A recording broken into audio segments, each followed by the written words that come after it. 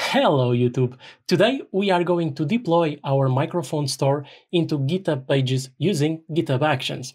The main reason to use GitHub Actions today is because every time we do a git push, I don't want also to run a command to do the deployment. I want just to push the code to GitHub and then GitHub takes care of everything automatically. Well, it's not automatically because we will have to do some configuration, but after that configuration is done, then it will be automatically running for every push that we do to master. If you are going to follow me along with your own application, just make sure that your application, when you run these two commands, npm run build and npm run export, that you get this export successful message. If you don't, usually there are three main reasons for that. Or you are using getInitialProps, or you are using getServerSideProps, or in the getStaticPaths you are returning a fallback to true. Any of those three reasons will fail the next export. So keep that in mind and also read the messages that Next.js prints over here because usually they are quite nice. Okay? Just keep in mind also that by default, this export command will not be in your package.json. So please add it before running that command. Okay? Now that we are on the same page, we can go to our repository. In my case is this one. In your case, it will be your own repository, and click on Actions. And clicking on Actions, you will see that we have a lot of workflows to decide.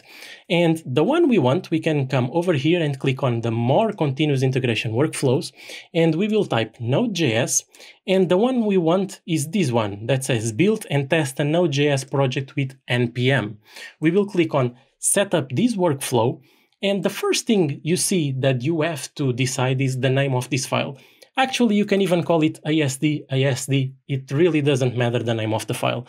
So in my case, I will call it Bruno-deploy, but as I said, you can call something that makes sense for your application. Then over here, we can see that it will run on every push to master branch, and it will also run every time a pull request is merged to master. So this is exactly what we want to have. Then what will happen? It will run on Ubuntu. If you really want this to run in another operating system, you can, for example, say Windows latest, and it will run on Windows. Okay, so that's there if you really need to, or even if you have a program that only runs in macOS, you can put macOS over there, and it will run on that operating system. Then, this is the versions of Node that you want your workflow to run. In our case, we just need it to run in the latest one, which is 14. If you are doing a library that needs to run in multiple versions of Node, maybe it's a good idea to test in multiple. Okay? So then this is the part that starts to interest us for today. We will have these steps. And the first one is just to get our code, is the checkout. Then this is just one to say which version of Node we are going to run.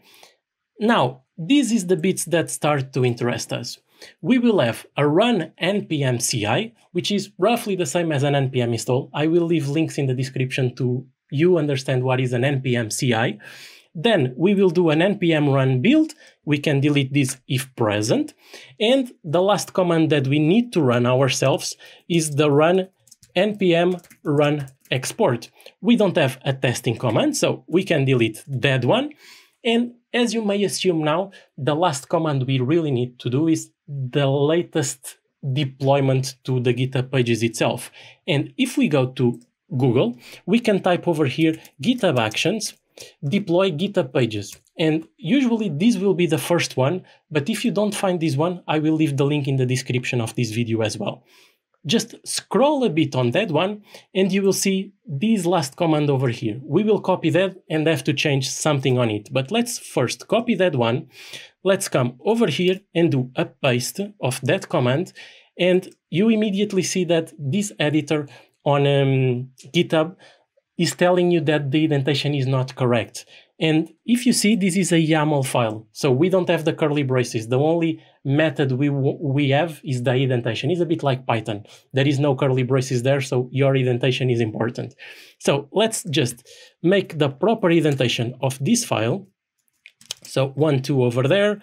And this, I think, is like this, but it will complain in a bit if not. So now that we have this over here, we can just come over there and do the following. Just come here and say this. The GitHub token is always provided to us, so there is no problem with that one. Every single GitHub action workflow that runs will have this secret with the GitHub token. So that one we don't need to worry about. Then the branch, the default branch of GH Pages is, well, GH Pages. And what happens behind the scenes is that this will create a branch called GH Pages, put all your static assets from that out folder over there, and that's how GitHub serves your static content. So as I said, it will be from our out folder, not from our build folder. So we will change that one to be an out folder. With this done, we can now start the commit of this one. You can say something. I will just say create bruno deploy.yaml. Let's do that commit of this file. Doing that commit, you can now go to your code, check your commits, and you will see this yellow dot over here. Clicking on that yellow dot, you see that some checks are running. So let's click on details, and clicking on details, you see that you have a job that is going to start to run. And this will probably take the first 1 to 2 minutes. So I will fast forward the video to when this job finishes. Now that the job finished, you can see that it took roughly 1 minute and 9 seconds to run. And after that one is finished, you can go first to your code and see that now you will have 2 branches. And as I said, one will be your master and the other one will be the GH Pages branch. If you click over here, you will have all the out folder that you also have on your VS Code after doing the npm run export. This is the exact same out folder, and this is good. This is good news.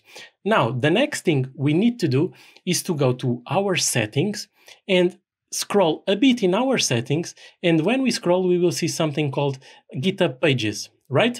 And so in these GitHub Pages, sometimes GitHub picks this automatically, other times like now, it doesn't. So when it doesn't, you need to come over here and say that the branch that we want to use for our GitHub Pages is the GH Pages branch. It will go on the root, and then you do save. And after you do a save, you can now scroll again to the bottom, and you will see that your site is ready to be published at that one. Usually now you have 2 options, or you do another commit to force your job to run once again, or you go over here and you can just rerun that action. And that's actually what we are going to do. We can come over here and say, reply this action over there, rerun jobs, right? So rerun all the jobs. And when we do that to rerun all the jobs, you see that now we have 1 queued job. And once again, this will take roughly a minute or a minute and something to run. So once again, I will fast forward this one for you. This job is now finished. So we can now flip to our settings, and if we scroll, we will see a green banner saying that our application is now published. This one, if you wait a bit more, it probably does it automatically. I'm just a bit impatient, that's why we rerun our GitHub action. Now that we have this one, we can open this application, and quite immediately you will see one major problem. Our images are not loading. And this is expected. So if we inspect and we go over here, you will see that we are loading or trying to load our images from the root of the domain without adding this basePath over here. That's the first problem you may notice. The second one, if you scroll a bit up, you will see that we are not loading all the JavaScript files from Next.js, the ones that we have inside our out folder over here in this folder, _next, _data, etc. Right? And those ones are not being loaded. Those are easy to fix. Next.js has something called basePrefix and assetPrefix. So let's go first to the assetPrefix. And when we go to the assetPrefix, you can see this over here. Next will automatically use your prefix in the scripts it loads, but this has no effect whatsoever on the public folder, which is our images. All our images are being loaded from the public folder. That's fine, we will fix it ourselves as well. No problem at all. Then let's go back to our page and try to navigate. And when we try to navigate, in our localhost, we navigate, but if we go to the real page and we try to navigate, you will see that we are going to /microphone/1 without that base path as well. So we can go to Google again and say Next.js base path. And when we do that base path, it will be another configuration in our next.config.js. And this one will be for our router. So our router will be able to keep the base path. So let's add those two already to Next.js. Let's do a deployment. It will fail still the images, and then we will come back and forward to solve the problems one by one. And let's come over here. Let's say that we do a git pull. I already did a git pull, but let's do again to get our GitHub configuration file, which is this Bruno deploy in my case, right? And let's create a new next.config.js, and let's do a module.exports equals to basePath, and we will put that specific part of our URL, and in the assetPrefix, we will put that specific bit as well. In a second, we will start to use environment variables, but for now, to test, we will do it without that. So let's go over here, go back and copy this bit of the URL without the last slash. Don't put the last slash, all right? So let's go over here and copy to both, like that, right? And now that we have that, we can even fix the images already, because the images actually is quite easy. So let's go to our index. And in our index, where we are doing the loading of the images, over here, we can just come over here and put the prefix. But because we are going to use environment variables in a second, let me just say prefix equals to this bit. Oops. And I lost that bit, so let me copy again. And now that we have that bit, we can just say prefix. Oh, where is it? It's here. So prefix plus the image URL that we already have. All right. And this, when we start to have environment variables, this will be undefined. So we will pass an empty string. So it will work both on our localhost and on GitHub Pages. Let's just do a commit over here. Git commit -m add asset prefix base path and image URL. And now we can just do a git push as well.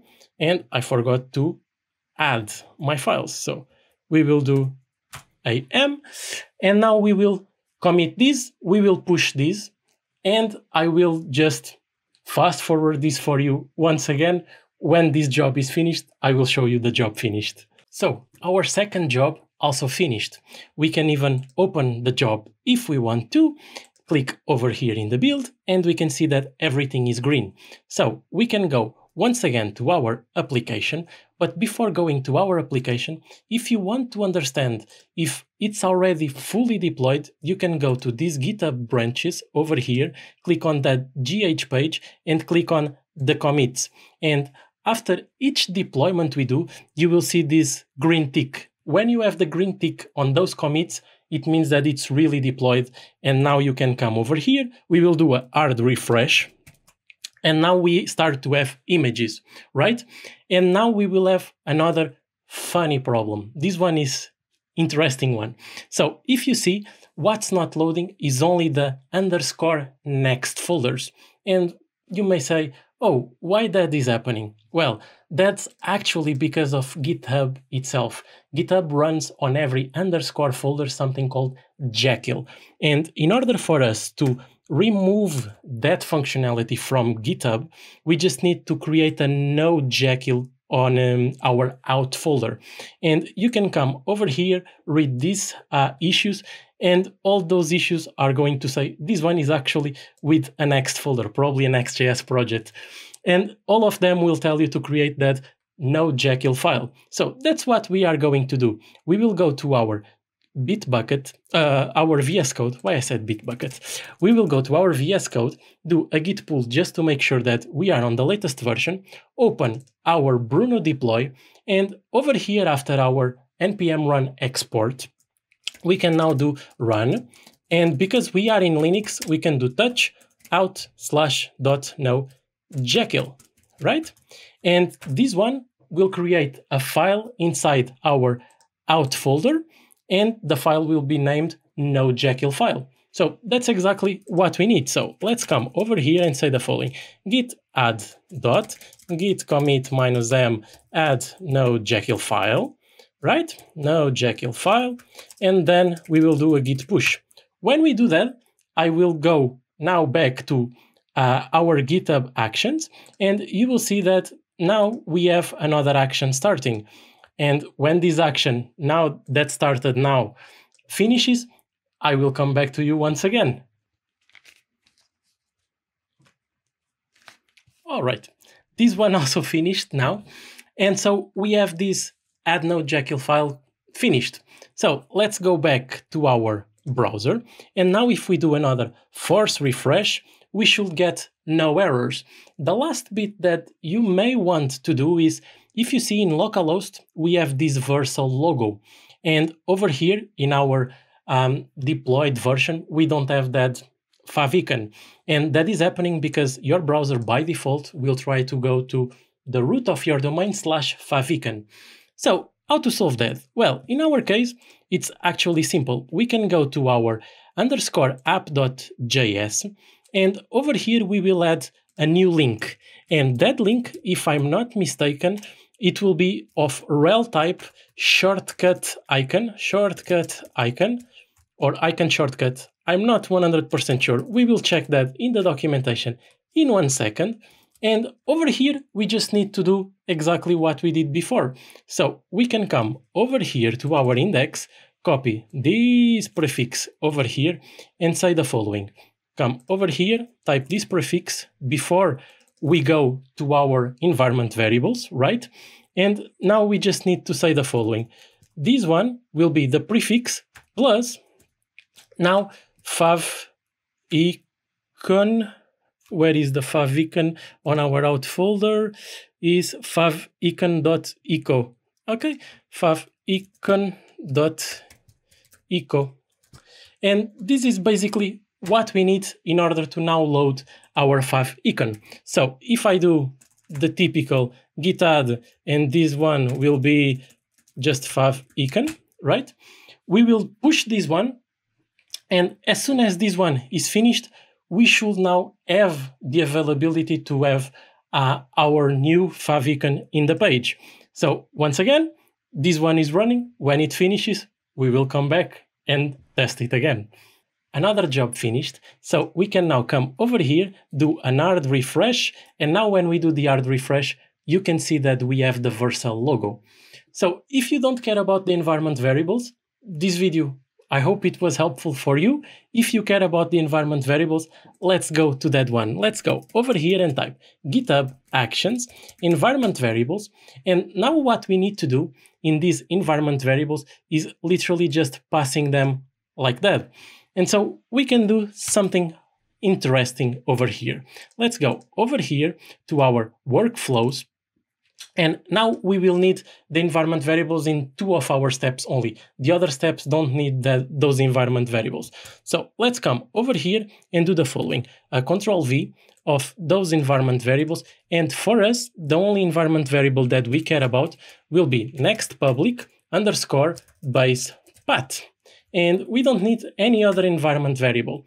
If you are asking why I'm putting that next _ public, is because after version 9.4, Next.js gave us the possibility to declare environment variables just next _ public, and they will be available in our client bundle without you having to do any other things like we did in the part 10 of our Next.js tutorial, because we were still using Next 9.3. With Next 9.4, you just declare the environment variable like that with next _ public, and now we can go everywhere where we had that one hard-coded and start to replace by this one. So we can say process.env, process.env.deadname, and now we can come over here, replace by that. And if I'm not mistaken, we did that on the index. which is over here. And we also did it, and this is the one that I will say, if it's undefined, we will say it's an empty string in order to pass the image as prefix like that, okay?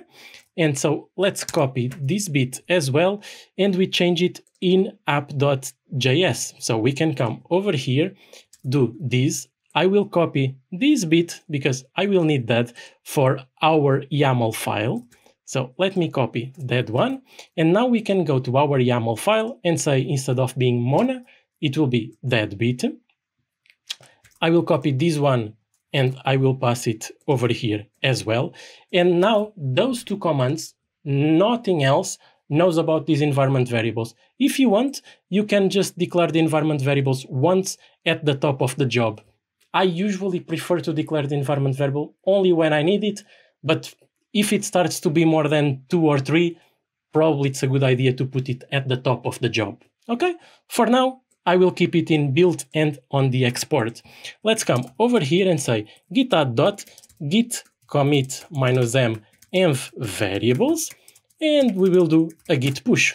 After this git push, you are probably already thinking what's going to happen. We will go to our GitHub Actions, we will refresh this page, and now, after a while, it should start a new job. Did we push? Yes, we did push.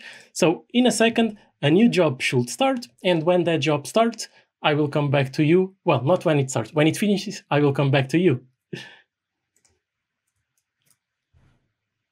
Now that that workflow is finished, I think we have everything. We can come over here, do a command R.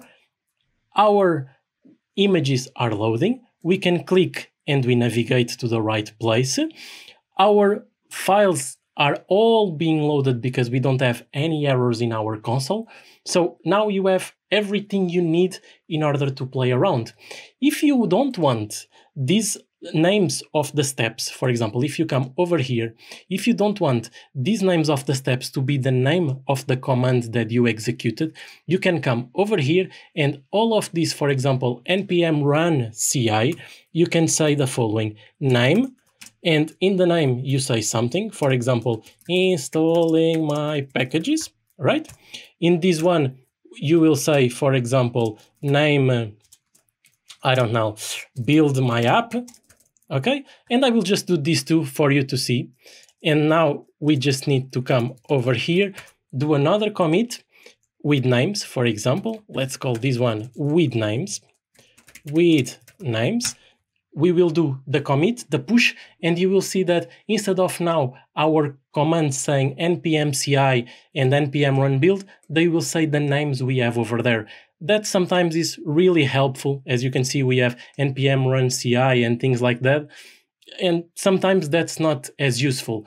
So when this one finishes, well, this one doesn't even need to finish. It just needs to show the name of the steps that will execute. And after the name of the steps, you can already start to see that it says installing my packages, building my app, and well, the others that we didn't change are still the same ones. So I really hope this video was helpful for you. I would like to do a bit more videos with GitHub Actions and a bit more deployment videos, but I'm not sure if it's what you are looking for in this channel. If it is, let me know and we can start to do a bit more deployment work to, let's say, Vercel, even to Azure. I'm not a big specialist in AWS, but I can have a look as well. So let me know what you want to see in terms of this more DevOps work, because it's something that I like, but I'm not sure if that's something you want to see in the channel. So I hope to see you next week. Until then, I hope you have a great week and bye-bye.